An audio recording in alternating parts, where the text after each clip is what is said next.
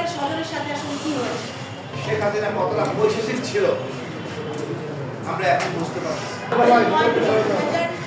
2024 পর্যন্ত যতগুলো কেসকে একটা মোটা দাগে এনে আজকে যে অ্যারেস্ট ওয়ারেন্টটা দেওয়া হচ্ছে, এটা আমার মনে হয় যে 5ই অগস্টের পরে যেটার জন্য আমরা অপেক্ষা করছিলাম যে তাদেরকে অ্যারেস্ট করা হোক, বিচারের আওতায় আনা হোক এবং একটা ন্যায় বিচার, একটা স্বচ্ছ ট্রান্সপারেন্ট বিচার যেন আমরা দেখতে পারি। কারণ প্রত্যেকটা কেসের ক্ষেত্রেই দেখা গেছে যে আইন প্রয়োগকারী সংস্থা ধরে নিয়ে গেছে, পুলিশ বলেন, র্যাব বলেন, ডিজিএফআই বলেন, আইন প্রয়োগকারী সংস্থারা ছিল, সাদা পোশাকে ছিল, এবং তাদেরকে যেন স্পেসিফিক্যালি আইডেন্টিফাই করা হয় এবং তাদেরকে বিচারের আওতায় আনা হয়। যতক্ষণ না আসলে যারা প্রধানমন্ত্রী, সাবেক প্রধানমন্ত্রী শেখ হাসিনা, প্রধানমন্ত্রী শেখ হাসিনা থেকে শুরু করে তারেক সিদ্দিকী এবং বাকি যারা ছিলেন কমান্ডিং অফিসার্স, তাদেরকে প্রথম দিকে মোটা দাগে অ্যারেস্ট ওয়ারেন্টের আওতায় আনা হলো এবং আমার মনে হয় যে ইন্ডিভিজুয়াল প্রত্যেকটা কেসকেই আনা হবে পরবর্তীতে। এবং আমরা যখন আমরা আসলে আইসিটি ট্রাইব্যুনালকে ধন্যবাদ জানাই এবং এই ব্যবস্থাটাকে ধন্যবাদ জানাই, কারণ এই অপেক্ষার আবেদনটা আমাদের কিন্তু বিগত 1 যুগেরও বেশি, যেটা আজকে প্রথম আমরা যে অ্যারেস্ট ওয়ারেন্টের জন্য আমরা দাঁড়াতে পারলাম, বিচারের দাবিতে এই জায়গায় আসতে পারলাম। তো ইনশাআল্লাহ আমরা সামনের যে দিনগুলোতে আরো স্বচ্ছ ন্যায় বিচার নিয়ে সামনে আসতে পারবো, প্রত্যেকটা পরিবার জানতে পারবে তার পরিবারের স্বজনের সাথে আসলে কি হয়েছে। আজকে আমরা কাঙ্ক্ষিত জায়গায় আসতে পারছি আবু সাইদের জন্য, এটা আমাদের চরম প্রাপ্য। আমরা বিশ্বাস করি কোনো অন্যায় হবে না, কোনো অনাচার হবে না, অ্যাকচুয়ালি দোষী সেই বিচার আওতায় আসবে। এবং শেখ হাসিনা কতটা বৈশিষ্ট্য ছিল আমরা এখন বুঝতে পারছি। এখন যারা এই কাজ করেছে তারাও আমার সাথে কথা বলেছে, আমি তাদের সাথে কথা বলেছি।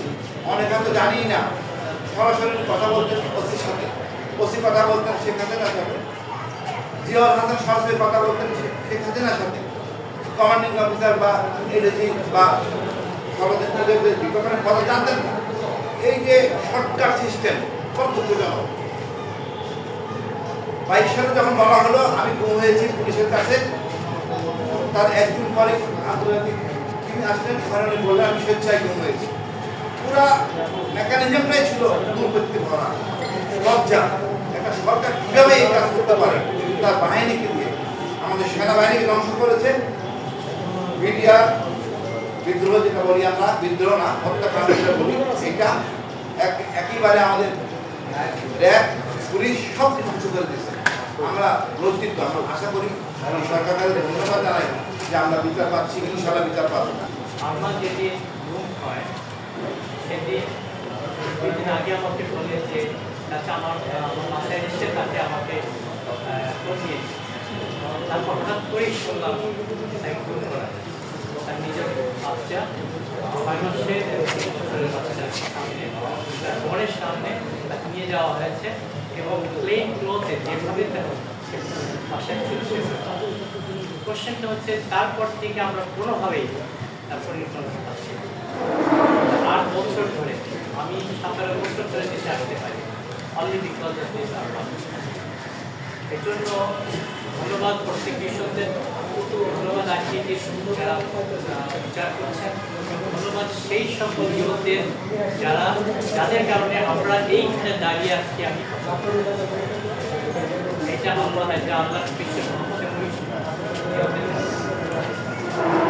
আমরা ন্যায় বিচার চাচ্ছি, জাস্টিস চাচ্ছি, অ্যান্ড হিউম্যানিটি যে স্ট্যান্ডার্ড ছিল যেমন বাংলাদেশের